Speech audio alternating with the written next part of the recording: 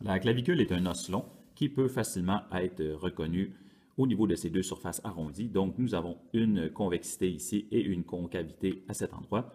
Alors, la convexité est la surface qui se retrouvera au niveau médial, alors que la concavité se retrouve au niveau latéral. Donc, au niveau médial, nous avons une surface articulaire qui, évidemment, sert à s'articuler avec le sternum de cette façon. Et nous avons une surface articulaire pour la scapula. Donc, cette surface articulaire, elle, servira à venir s'articuler au niveau de la structure ici, au niveau de la scapula, qui est l'acromion, qui viendra évidemment former l'articulation acromio-claviculaire. Donc, puisque la clavicule doit avoir la convexité en médial et la concavité en latéral, la clavicule ici illustrée se trouve être une clavicule droite et nous pouvons observer que la surface sur la clavicule est tout de même relativement lisse par rapport à la surface inférieure. Donc, au niveau de la surface inférieure, nous voyons certaines insertions qui servent au niveau ligamentaire. Donc, la surface rugueuse doit se retrouver en dessous et la surface lisse sur le dessus. Donc, surface lisse sur le dessus, convexité en médial, concavité en latéral. Alors, il s'agit d'une clavicule droite. La scapula est un os plat qui comporte de nombreuses surfaces à identifier. Donc, premièrement, au niveau de la scapula, nous pouvons identifier trois bords, soit un bord médial ici, un bord latéral, ainsi qu'un bord supérieur. Nous avons également trois angles, donc l'angle inférieur, l'angle latéral, ainsi que l'angle médial. Alors, sur une scapula vue en postérieur comme celle-ci, nous pouvons également identifier l'épine qui se terminera en acromion. Et lorsque la scapula est observée davantage en face latérale, nous pouvons observer la cavité glénoïde. Donc, la cavité glénoïde servira à venir participer à l'articulation gléno-humérale. Donc, la tête humérale viendra s'articuler à cet endroit. Lorsque nous regardons la scapula en face antérieure comme ça, nous pouvons voir le processus coracoïde qui est un point d'insertion au niveau musculaire. Cette vue en face antérieure nous permet également d'identifier la fosse subscapulaire, alors qu'en postérieur, nous avions sous l'épine, donc une fosse infraépineuse et par-dessus l'épine, une fosse supraépineuse. Donc, comme nous l'avons mentionné tout à l'heure, l'acromion qui est ici sert d'articulation pour la clavicule, donc pour aller former l'articulation acromio-claviculaire, et la cavité glénoïde ici sert de surface articulaire pour la tête humérale. Donc, la tête humérale peut venir s'insérer ici pour venir réaliser les différents mouvements au niveau du membre supérieur. Notons qu'en réalité, dans le corps, la profondeur de cette cavité glénoïde se trouve à être plus importante puisque en pourtour, il existe une structure cartilagineuse qu'on appelle le bourrelet glénoïdal qui augmente la profondeur et qui augmente le niveau de la congruence en fait au niveau de ces deux os, donc qui augmente la stabilité au niveau de l'articulation gléno-humérale. Pour identifier la latéralité de la scapula, eh bien, évidemment, l'épine est un point de repère assez facilement palpable dans le dos d'un individu, donc l'épine doit être en postérieur et la fosse, en fait, la cavité glénoïde doit pointer vers la partie latérale pour pouvoir servir d'articulation au niveau de la tête humérale. Alors, dans cette situation, puisque la cavité glénoïde pointe vers la partie latérale et que l'épine est en postérieur, eh bien, la scapula qui est identifiée ici est une scapula droite. L'humérus est l'os long que nous retrouvons au niveau du bras. Donc, l'humérus peut être quand même assez facilement identifié avec sa partie proximale très sphérique, donc avec la tête humérale, et sa partie distale qui est plus asymétrique. Alors, au niveau de la partie proximale, nous retrouvons la tête humérale qui va bien sûr servir à venir s'imbriquer au niveau de la cavité glénoïde de la scapula pour permettre les nombreux mouvements, entre autres les rotations au niveau de l'épaule.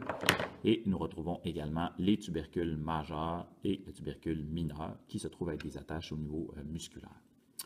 Lorsque nous regardons la partie un peu plus distale de l'humérus, nous pouvons voir d'abord les épicondyles, qui sont des extrémités tout de même des points de repère assez facilement à palper sur une main, ainsi que trois fosses.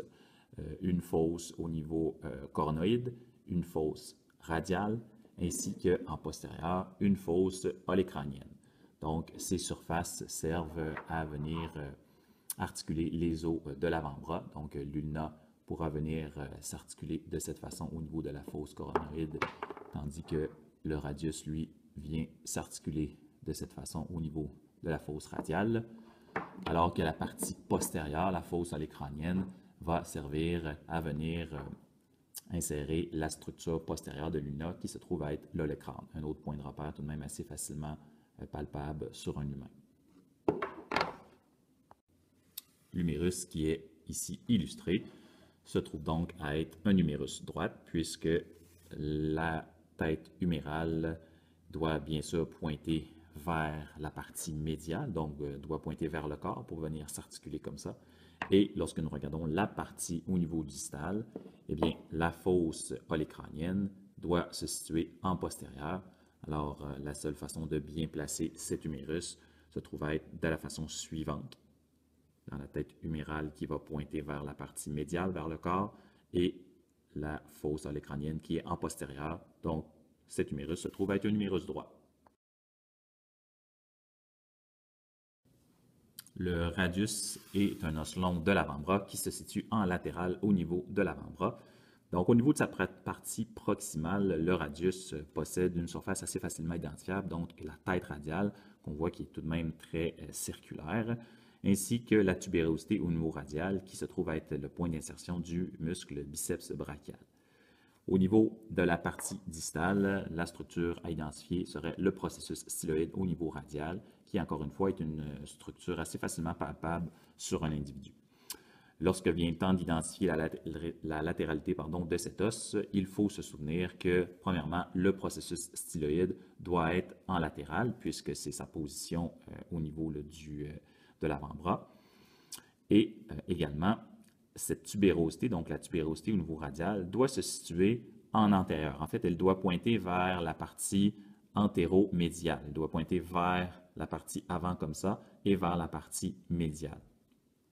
Donc, dans cette situation, puisque le radius est un os qui est en latéral, si nous allons rechercher notre ulna de cette façon, donc si nous venons placer la tête radiale au niveau de la surface articulaire au niveau du radius et que nous avons bel et bien le processus styloïde qui pointe vers le latéral et la tête ici au niveau, la tubérosité au niveau radial qui pointe vers l'avant et vers le médial, eh bien, dans cette situation, nous pouvons voir que le radius ici illustré se trouve à être un radius droite.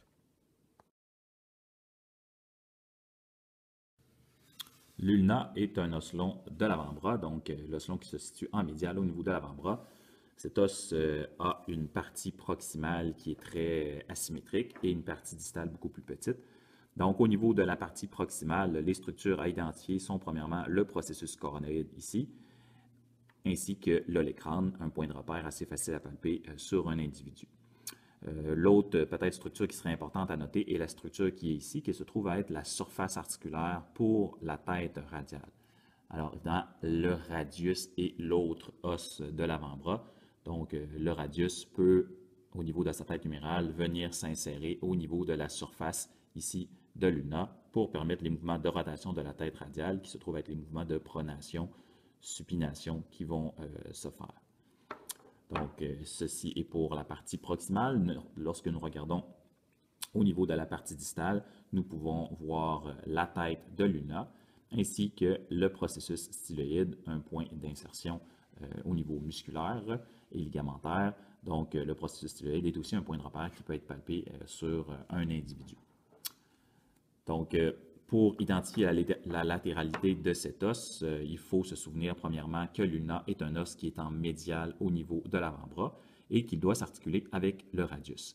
Alors, puisque la surface articulaire pour le radius se situe à cet endroit et que le radius vient s'articuler de cette façon, et que bien sûr cet os est en médial, eh bien la seule possibilité dans ce cas-ci est que cet ulna soit un ulna droite, puisque évidemment il se trouve au niveau du bras droit, il est en médial et sa surface articulaire pour le radius pointe vers la partie latérale pour justement permettre à cet os de venir s'insérer de cette façon. Et bien évidemment, la partie arrière, là, l'écran, est une surface qui doit être en postérieur, puisque c'est la partie postérieure au niveau du coude. Donc, si la surface articulaire du radius pointe vers le latéral et que l'écran pointe en postérieur, il n'y a qu'une solution. Cette ulna est une ulna droite. Les os du carpe se trouvent à être des os courts. Alors, nous avons 8 os au niveau du carpe. Donc, ils sont ici illustrés sur une main droite. Alors, les os du carpe se trouvent à être situés en 2 rangées. Donc, une première rangée de 4 os au niveau proximal et une deuxième rangée de 4 os au niveau distal.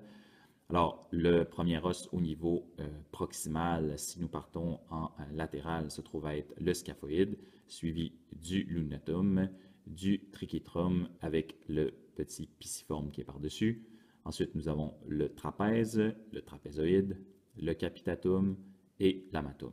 Donc, tous ces os sont, comme nous venons de le mentionner, des os courts qui permettent un certain degré de mouvement au niveau de la main. Et évidemment, ces os vont s'articuler avec les métacarpes au niveau de la main et ils vont s'articuler avec les os de l'avant-bras, donc avec l'ulna et le radius. Mais comme on peut le voir ici avec cette illustration, c'est principalement avec le radius que ces os vont s'articuler.